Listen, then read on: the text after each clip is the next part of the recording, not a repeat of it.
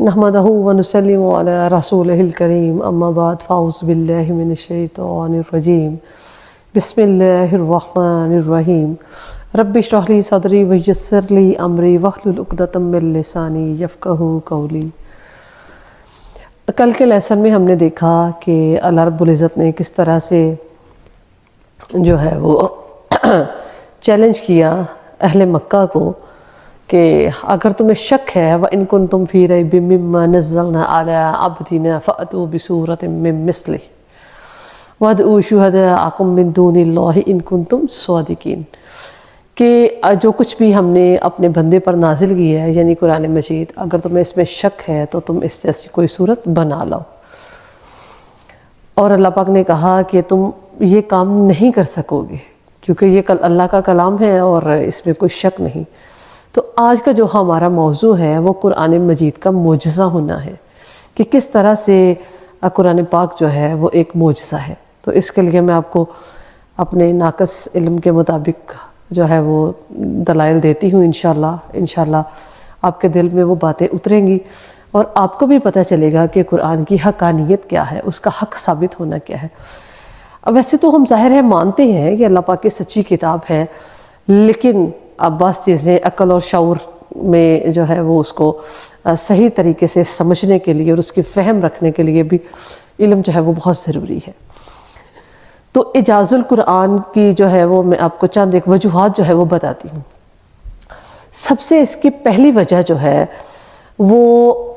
مکہ کے حالات و واقعات تھے کہ مکہ آپ کو پتہ ہے کہ ایک خشک اور ریگستانی علاقہ ہے جہاں پر نہ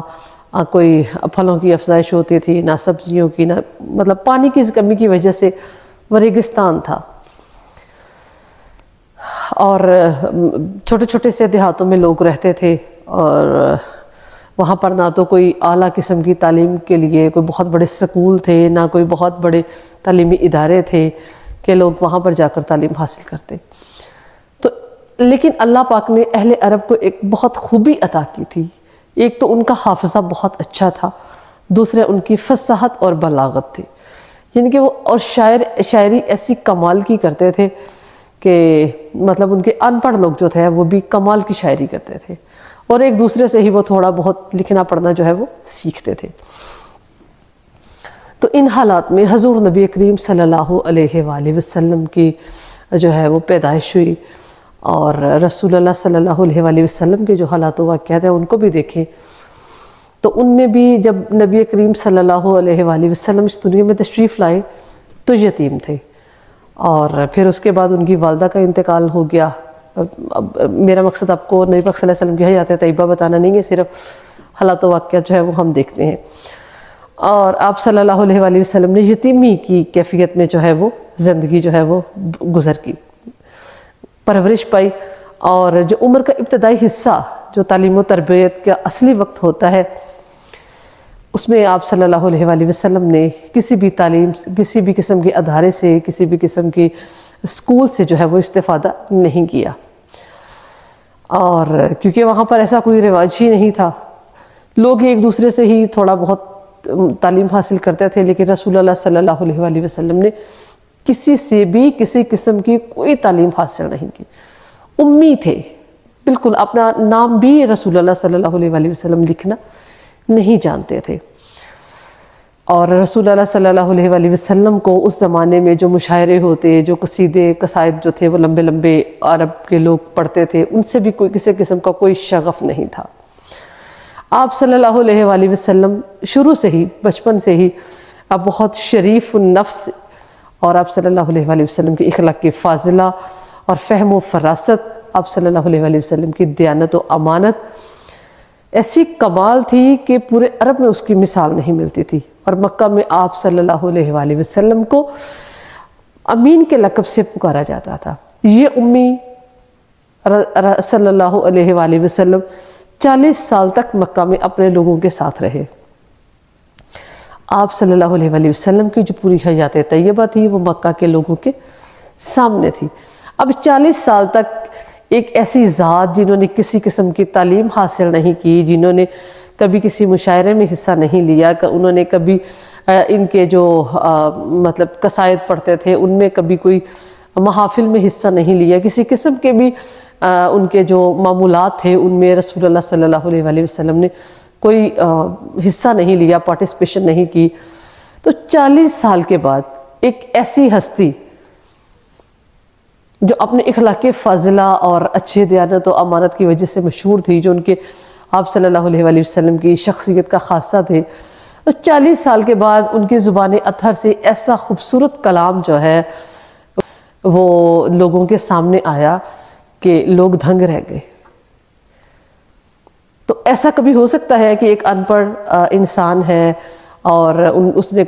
کسی سے جو ہے وہ تعلیم بھی حاصل نہیں کی، کسی مدرسے میں نہیں گیا، کسی یونیورسٹی میں نہیں گیا، کسی اسکول میں نہیں گیا، انہوں نے یعنی کہ ایک بندہ ایسا جو اپنا نام تک لکھنا پڑھنا نہیں جانتا، وہ کیسے اتنا خوبصورت کلام جو ہے وہ لکھ سکتا ہے؟ تو یہ کلام اللہ ہونے میں ایک بہت بڑی دلیل ہے کہ آپ صلی اللہ علیہ وآلہ وسلم کی جو حیات مبارکہ تھی وہ امی کی حیثیت سے ہمارے سامنے آئی۔ دوسری اس کی جو وجہ ہے وہ یہ ہے کہ عربوں کا فن جو ہے فصاحت اور بلاغت تو بہت مشہور تھا، جس کی وجہ سے پورے دنیا میں وہ بڑے ممتاز تھے۔ تو قرآن پاک نے اللہ پاک نے چیلنج کیا انہیں کہ بھئی اس جیسی ایک صورت بنا لاؤ، ایک بندہ نہیں بنا سکتا تو ایسے کرو سارے لوگ مل کے ایک جیسی صورت بنا لو۔ اب وہ فن شاعری میں، فن فصاحت و بلاغت میں کمال جو ہے وہ انہیں حاصل تھا، لیکن اللہ پاک نے کہا وَلَن تَفْعَلُوا، تم ہرگز ایسا نہیں کر سکو گے، اس جیسا کلام تم نہیں لا سکو گے، اس جیسا کلام تم نہیں لکھ سکو گے۔ حالانکہ وہ بہت جو ہے وہ ذہین و فتین لوگ تھے۔ تو آپ صلی اللہ پاک نے چیلنج کیا بھئی تم سارے لوگ تمہارے جتنے بھی ہیں ارد گرد کے، وہ سب کو ملا لو، کیونکہ وہ رسول اللہ صلی اللہ علیہ وآلہ وسلم کو جادوگر کہتے تھے، نعوذ باللہ من ذالک، آپ صلی اللہ علیہ وآلہ وسلم کے بارے میں غلط باتیں پھیلاتے تھے۔ عتبہ بن ربیعہ جو ہے وہ عرب کا ایک سردار تھا اور قوم کا نمائندہ بن کر آپ صلی اللہ علیہ وآلہ وسلم کے پاس آیا۔ اس نے آپ صلی اللہ علیہ وآلہ وسلم کو پیشکش کی کہ اگر آپ چاہتے ہیں تو ہم عرب کے سب سے خوبصورت ترین جو لڑکی ہے اس سے آپ کی شادی کروا دیتے ہیں، اگر ہم مال و دولت چاہتے ہیں تو ہم مال و دولت کے ڈھیر لگا دیتے ہیں، جو آپ چاہتے ہیں، اگر آپ سرداری چاہتے ہیں تو ہم آپ کو سردار مان لیتے ہیں، لیکن آپ اس کلام سے باز آ جائیں۔ تو رسول اللہ صلی اللہ علیہ وآلہ وسلم نے ان کی اس پیشکش کو ٹھکرا دیا۔ آپ نے سنا ہوگا کہ آپ صلی اللہ علیہ وسلم نے فرمایا کہ اگر تم میرے ایک ہاتھ پہ سورج اور دوسرے ہاتھ پہ چاند بھی لا کر رکھ دو تو پھر میں اس مقدس کام سے باز نہیں آؤں گا۔ تو عرب کے جو سرداران تھے وہ اس بات کو مانتے تھے کہ یہ اللہ کا سچا کلام ہے، اور اب پریشان تھے بہت زیادہ کہ ابھی تک تو انہوں نے نبی پاک صلی اللہ علیہ وآلہ وسلم کو ہر ممکن طریقے سے اس بات سے روکنے کی کوشش کی کہ آپ صلی اللہ علیہ وآلہ وسلم جو ہے وہ اس کام سے باز آ جائے۔ اب حج کا موسم آ گیا تو وہ بہت پریشان تھے کہ اب تو پوری دنیا سے لوگ جو ہے وہ حج کے موسم میں آئیں گے، تو پھر ہم جو ہے وہ اس سلسلے کو کیسے روک سکیں گے؟ تو انہوں نے مشہور کر دیا، اپنے سرداروں نے آپس میں مشورہ کیا کہ ہم کہتے ہیں نعوذ باللہ من ذالک کہ یہ مجنون ہے، یہ تو دیوانے ہیں، لیکن اللہ کے کلام نے جو ہے وہ دنیا میں پھیلنا تھا اور رسول اللہ صلی اللہ علیہ وآلہ وسلم کے ذریعے ہی پھیلنا تھا، تو کوئی بھی اس بہتے ہوئے دریا کو روک نہ سکا۔ بڑی انہوں نے باندھنے کی کوشش کی لیکن ایسا نہیں کر سکے۔ ایک قریشی سردار ہے، سردار نضر بن حارث نے اپنی قوم کو مخاطب کر کے کہا کہ اے میری قوم، آج تم ایک ایسی مصیبت میں گرفتار ہو کہ اس سے پہلے کبھی ایسی مصیبت تم پر نہیں آئی کہ محمد صلی اللہ علیہ وآلہ وسلم تمہاری قوم کے ایک نوجوان ہیں اور تم سب ان کی عادات اور اخلاق کے گرویدہ، اور تم یہ بات جانتے ہو کہ وہ سب سے سچے اور امانت دار ہیں۔ تو جب انہوں نے تمہارے سامنے ایک کلام پیش کیا تو تم نے انہیں جادوگر کہنا شروع کر دیا۔ ہم نے جادوگروں کو دیکھا ہے اور برتا ہے، آپ صلی اللہ علیہ وآلہ وسلم کا کلام جو ہے وہ ان سے بہت مختلف ہے۔ کہتے ہیں حضرت ابو ذر غفاری صحابی تھے رضی اللہ تعالیٰ عنہ، فرماتے ہیں کہ میرا بھائی انیس ایک مرتبہ مکہ معظمہ گیا، اس نے واپس آ کر بتایا کہ مکہ میں ایک شخص کہتا ہے کہ وہ اللہ کا رسول ہے۔ تو حضرت ابو ذر کہتے ہیں کہ میں نے ان سے پوچھا کہ وہاں کے لوگ ان کے بارے میں کیا رائے رکھتے ہیں، تو انہوں نے کہا کہ بھائی کوئی تو انہیں شاعر کہتا ہے، کوئی مجنون بتاتا ہے، کوئی جادوگر کہتا ہے، لیکن جہاں تک میں نے غور کیا ہے سب باتیں لوگوں کی غلط ہیں، وہ بات جو ہے ان کے چہرے سے دکھتا ہے کہ وہ بالکل سچ بات کہہ رہے ہیں۔ حضرت ابو ذر فرماتے ہیں کہ بھائی کی بات سن کر میں نے مکہ کا سفر کیا، مسجد حرام میں آ کر میں جو ہے وہ رہنے لگا۔ 30 روز میں نے اس طرح گزارے کہ سوائے زمزم کے جو ہے وہ میرے پیٹ میں اور کچھ نہیں گیا، اور کہتے ہیں کہ اس کے بعد جو ہے رسول اللہ صلی اللہ علیہ وسلم کی صحبت اختیار کی اور وہ اسلام لے آئے، اور واپس آ کر پھر وہ پورے اپنے قبیلے کے ساتھ جو ہے وہ مسلمان ہو گئے۔ کہتے ہیں کہ اسلام اور حضور صلی اللہ علیہ وسلم کے سب سے بڑے دشمن ابو جہل، اخنس بن شریک اور ولید بن مغیرہ، یہ لوگ ایسے تھے کہ یہ بھی مانتے تھے کہ ابو جہل کہتا تھا کہ بھتیجا میں تمہیں جھوٹا نہیں کہتا، لیکن میں کیا کروں، میں اپنے باپ دادا کے دین کو چھوڑ نہیں سکتا۔ یعنی کہ کلام اللہ ہونے میں اہل عرب کو کسی قسم کا بھی کوئی شبہ نہیں تھا۔ ان کے اپنے ہی لوگ کہتے تھے کہ یہ اللہ کا سچا کلام ہے، رسول اللہ صلی اللہ علیہ وسلم اللہ کے سچے نبی ہیں، لیکن صرف اپنے ضد اور ہٹ درمی کی وجہ سے وہ مسلمان نہیں ہو رہے تھے، اسلام کو قبول نہیں کر رہے تھے۔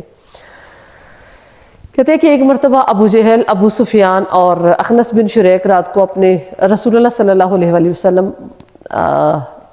حرم کعبہ میں رات کو تلاوت کلام پاک کیا کرتے تھے، ساری رات جو ہے وہ تلاوت کلام پاک کرتے۔ اب یہ تینوں جو ہے وہ چھپ کر، اب اتنا انہیں مزہ آتا تھا کہ رسول اللہ صلی اللہ علیہ وسلم اتنے خوبصورت انداز سے قرآن مجید پڑھتے تھے کہ یہ چھپ کر رات کو آپ صلی اللہ علیہ وسلم کی اس تلاوت کو سنتے۔ اب وہ مختلف کونوں میں چھپ چھپ کر رات کو جو ہے وہ قرآن مجید انہوں نے سنا۔ جب صبح ہوئی نکلے وہ تینوں، تو تینوں کا آپس میں پھر ٹکراؤ ہو گیا۔ اب ایک دوسرے کو دیکھ کر تو شرمندہ ہونے لگے۔ انہوں نے آپس میں عہد کیا کہ بھئی ہم آئندہ سے یہ کام نہیں کریں گے۔ اگلی رات ہوئی تو پھر دوبارہ سے ان کے دل میں اللہ پاک نے ایسی طلب جو ہے وہ بڑھا دی کہ پھر وہ تینوں جو ہے وہ اپنے اپنے گھروں سے نکلے اور چھپ چھپ کر پھر رسول اللہ صلی اللہ علیہ وسلم کے اس تلاوت کو سننے کے میں ایسے محو ہوئے کہ ساری رات گزر گئی۔ 3 راتیں مسلسل انہوں نے ایسا ہی کیا، اور تیسرے رات جو ہے وہ پھر انہوں نے پکا عہد کیا کہ آئندہ سے ہم نبی پاک صلی اللہ علیہ وسلم کے جو ہے وہ اس کلام کو نہیں سنیں گے تاکہ یہ ہم پر اثر انداز نہ ہو۔ اب وہ چپتے سے اس بات سے کہ یہ کلام پاک ہم پر کہیں اثر نہ کر لے، اس میں اللہ نے اتنی تاثیر رکھی ہے، اتنا اس میں اثر رکھا ہے کہ جو دشمن تھے، جو غیر مسلم تھے، وہ بھی اس بات کو ماننے پر مجبور تھے کہ یہ اللہ کا سچا کلام ہے۔ تو یہ تو میں نے آپ کو 2 اس کی وجوہات بتائیں۔ سب سے پہلے تو یہ کہ رسول اللہ صلی اللہ علیہ وسلم امی تھے، اور دوسری وجہ یہ تھی کہ عرب فصاحت و بلاغت کے باوجود اس جیسی کوئی بھی صورت لانے میں ناکام رہے، اور وہ اس بات کو تسلیم کرتے تھے کہ یہ اللہ کا سچا کلام ہے اور رسول اللہ صلی اللہ علیہ وسلم اللہ کے سچے نبی ہیں۔ تیسری وجہ انشاءاللہ میں آپ کو کل بتاؤں گی، اور جو ہے وہ اس طرح سے انشاءاللہ اللہ پاک ہمارے دلوں میں قرآن کی، اسلام کی حقانیت کو جو ہے وہ اچھے سے راسخ کر دے، اور ہمیں جو ہے وہ اچھے طریقے سے قرآن مجید کو پڑھنے کی، اس پر عمل کرنے کی اور اس کا حق ادا کرنے کی توفیق عطا فرمائے۔ وما علینا الا البلاغ۔